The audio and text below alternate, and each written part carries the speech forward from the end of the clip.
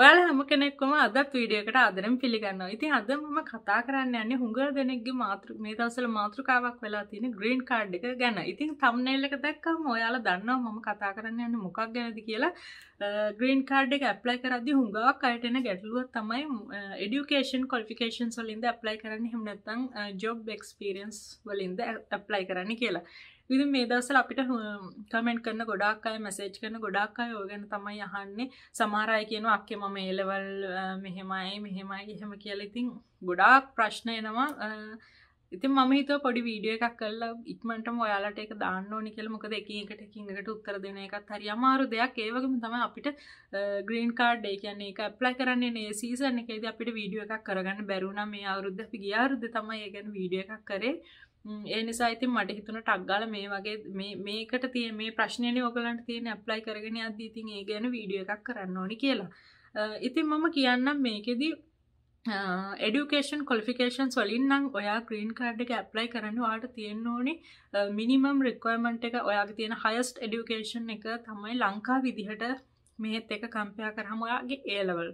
ඉතින් ඒ ලංකාවේ ඔයා A level කරලා A level pass වෙලා තියෙන්න ඕනි. ඉතින් ඒක subject දෙකද තුනද ඒ ටික සේරම ඔයා පාස් වෙලා තියෙන්න ඕනේ S3කින් හරි එකක් දෙකක් පාස් වෙලා එකක් ඩවුන් ඒ වගේ කියලා එතකොට ඔයාලට chance එකක් හම්බ වෙන්නේ නැහැ. ඔයා A level අනිවාර්යෙන් පාස් වෙලා තියෙන්න ඕනේ.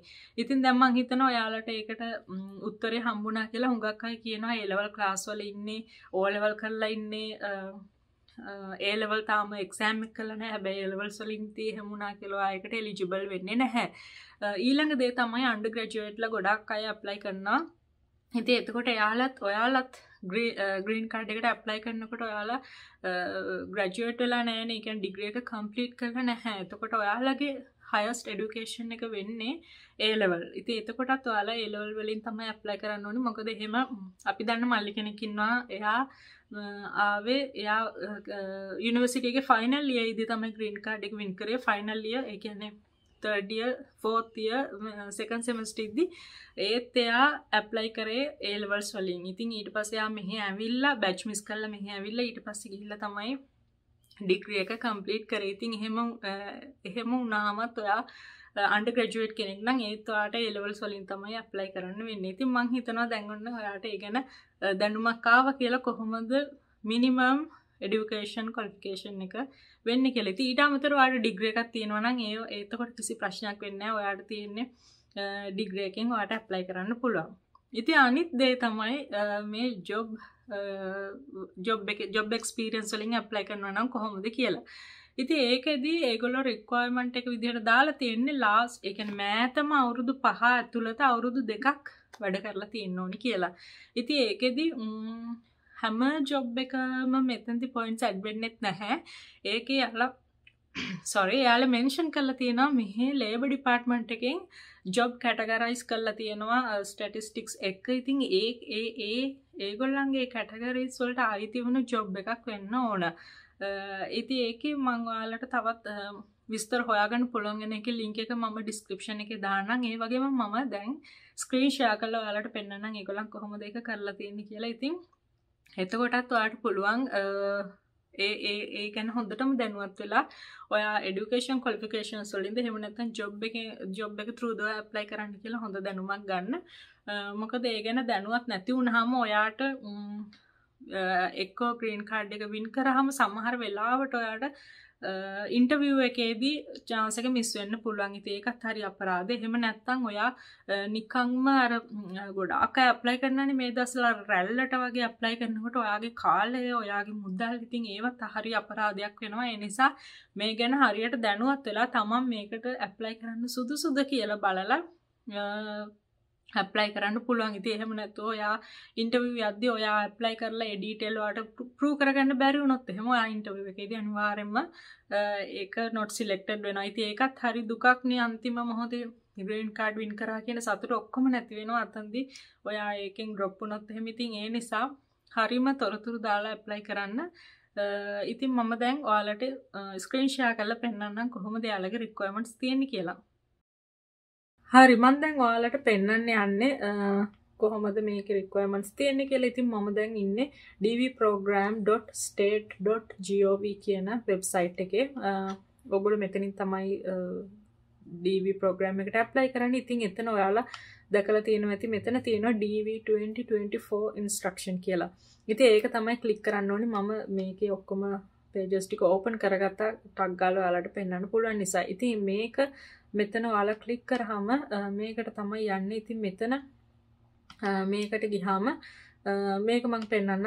මේක travel.state.gov කියන වෙබ්සයිට් එකට තමයි ඒක link වෙන්නේ. ඉතින් ඒකේ පහළට ගියාම මෙතන තියෙනවා ඔයාලට DV2024 program කියලා. ඉතින් ඒකේ detail ටික ඔක්කොම ඔයාලට කියවන්න පුළුවන්. ඉතින් එතන මෙතන තියෙනවා DV2024 program instruction කියලා ඒගොල්ලන් PDF එකක් දීලා ඉතින් ඒක click කරනවා. ඒකත් මම open කරගත්තා. ඉතින් ඒකදී ඔයාලව මේ instruction page එකට අරගෙන යනවා. ඉතින් මේක මුලින් ඉඳන් හොඳට කියවන්න කියලා තමයි මම ඔයාලට කලිනුත් කිව්වේ. ඉතින් මේකේ තියෙනවා number 5 යටතේ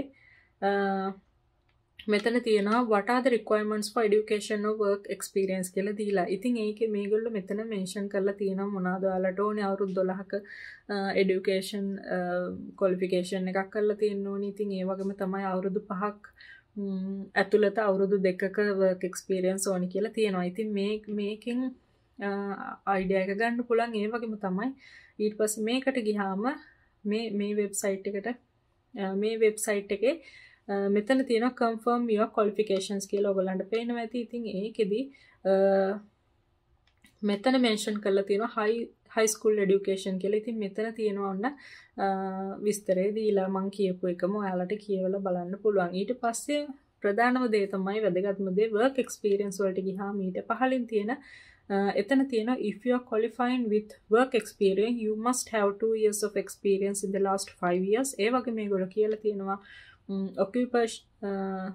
in an occupation which by US Department of Labor definitions කියලා. ඒක තමයි මම කිව්වේ මෙහි labor department එකේ ඒගොල්ලෝ job zone කරලා තියෙනවා. ඉතින් ඒකට අනුව ඔයාගේ job එක ඒකට include කියලා බලලා ඕනේ ඔයාලා apply කරන්න. ඉතින් මේකේ තියෙනවා මේ at least 2 years of training experience that is designed as job zone 4 or 5 classified in the specific vocational program.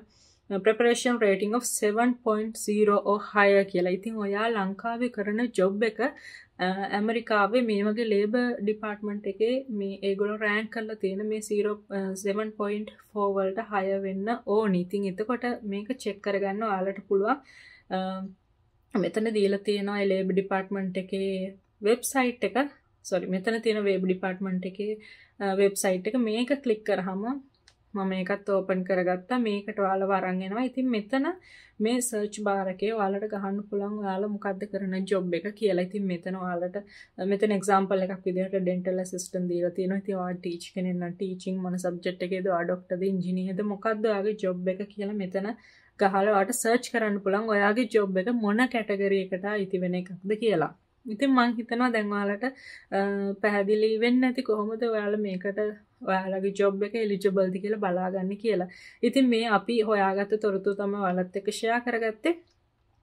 ඉතින් මම හිතනවා මේක ඔයාලට හොඳ උදව්වක් වෙයි කියලා. මේ දවස්වල අහන ගොඩක් ප්‍රශ්න වලට ඉතින් මේකේ මොනවා හරි වැරද්දක් තියෙනවා නම් ඒකත් අපිට කියන්න. ඒ වගේම තමයි මොකද අපිත් මේව හොයලා බලලා තමයි ඔයාලත් එක්ක share කරන්නේ. ඒ වගේම තමයි ඔයාලට තව මොනවා හරි දෙයක් දැනගන්න තියෙනවා නම් ඒ දේවලුත් අහන්න අපි මේ වගේම හොයලා බලලා ඔයාලට ඒ දේවල් හොයලා දෙන්න උදව් කරන්න.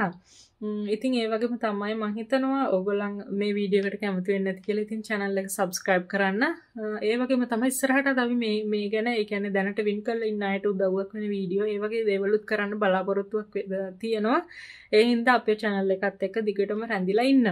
ඉතින් එහෙනම් අපි ආයෙත් මේ වගේ වීඩියෝ එකකින් හම්බෙමු. ඔයාලට all the best කියලා wish කරනවා green card lottery එකට win කරන්න හම්බෙන්න කියලා. I know you told your friend you're not okay, and tell me what's wrong and why you